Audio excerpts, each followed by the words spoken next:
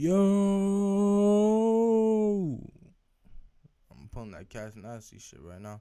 What's good, YouTube? It's your boy Trey Soldier, and we back with another video. We got MJ 2K all day. Why this the most unique way to stop Kevin Durant? They're doing a good job of trying to cut off my scoring, trying to limit my shot making, so they 2 or 3 people contest, or somebody there in the lane when I'm driving.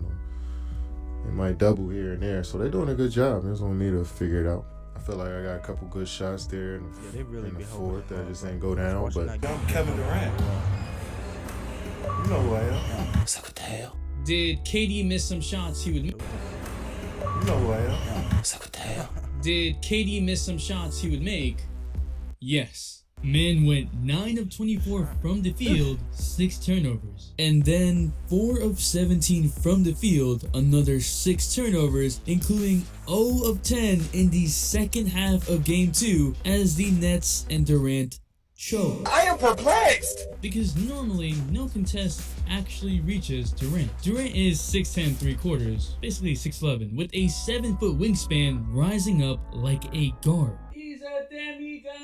Adding that hesitation to the pull, and it's unlikely that a defender will be able to jump that high that quickly to bother KD. The Celtics had great contests. Al Horford, the 36-year-old, was on one. This was the matchup that KD wanted. He even called the ISO, but Horford moved his feet and got hand up. We even saw a rare block on Durant's jump shot by Tatum. Again in Game 2. Tatum got KD going left and right, but nowhere on the last possession. It's gotta put it up, gets it off in time. But all of this was predicated on what the Celtics did in the first 2 quarters, because they might have come up with the most unique way to stop Durant. And no, it's not just doubling him.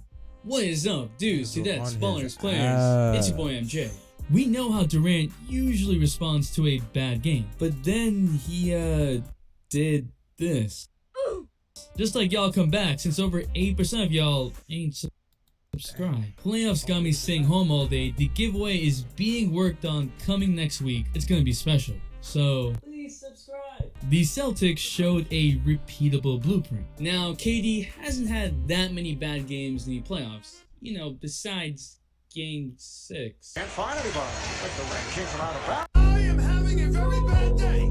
But I watched the tape for most of them, like this 7 of 33 game against the Mavericks in 2016. 21.2% from the field, 7 turnovers, and there was no special defense. He just missed shots. He also can be human. What happened with the Celtics, though, wasn't. First, let's look at a guy who has successfully barred Durant in the playoffs for a single game. 6'3", Patrick Beverley. At first glance, this is a stupid matchup. Like, why? Beverly is too little, right? Hello, 7. I gotta get a look at this one.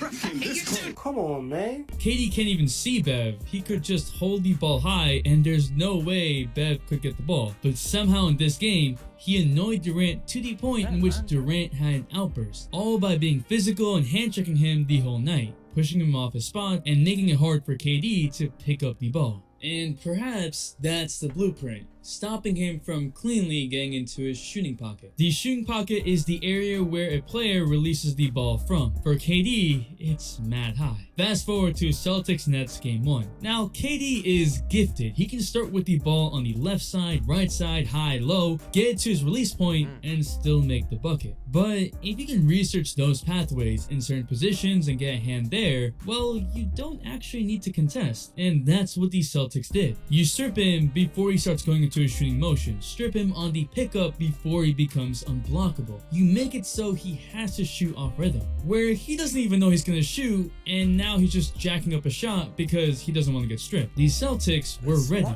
getting a hand on so many shots early. They knew exactly where KD would pick up the ball. Extremely well researched and scouted, because you can see side by side, KD is picking up the ball the exact same way, but the Celtics just know where to put the hand. Getting a hand on so many shots early might even come as a shock to KD. They continued this in Game 2, so it wasn't a fluke. They even used drop coverage on picks because they were confident that they could get a hand up on exactly where he would pick up the ball. Usually a drop coverage is a death sentence because that means that Durant can just shoot a mid-range in open space. But the Nets chose this because as much as KD is elite from mid-range, shooting 55%, he's even more lethal in the paint, shooting 58%. Because at that point, there are so many different release points KD can go to that the options almost become limitless. They also didn't even give Durant a chance to breathe. I mean, look at game 2, denying him the ball. Celtics didn't just double, they blitzed. Actually, most times they were playing one-on-one coverage, switching on most plays, quick show and return. It was almost guerrilla tactics to give KD no time to think and for him to rely on his instincts. So he would go back into his habits, pick up the ball the way he was used to, and so much so that he was frustrated.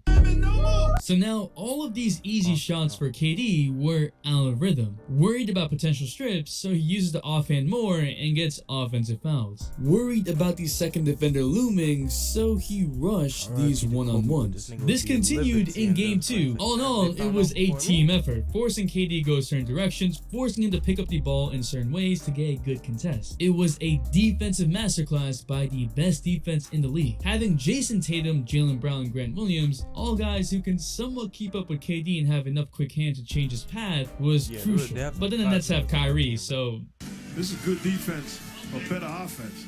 Knockdown shot. That's tough. bottom line, stop Kevin Durant from rising up into his jump shot. It's not easy by any means, which is why most defenses, most players can't do it. But if you can somehow badger KD before he gets a shot, get a hand near the pickup rather than contest, it's probably the best you can do, and it still might not be enough.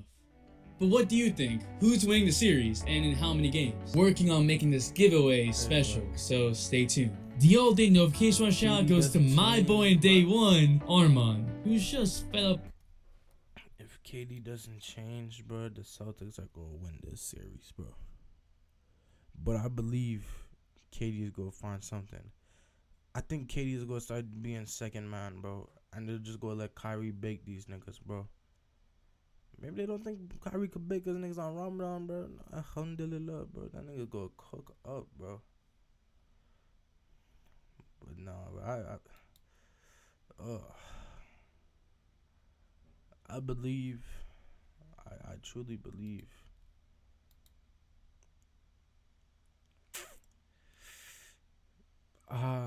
If the Nets win, it's gonna be Nets in 7, bro. Nets in 7 or Celtics in 6, bro. If Celtics don't win it by 6, the Nets are taking it home, bro. That's how I think. If Celtics can't win this by 6, Nets are taking it home, to be honest. But that's just me, though. That's when the boy Soldier. Like, comment, subscribe, my mother.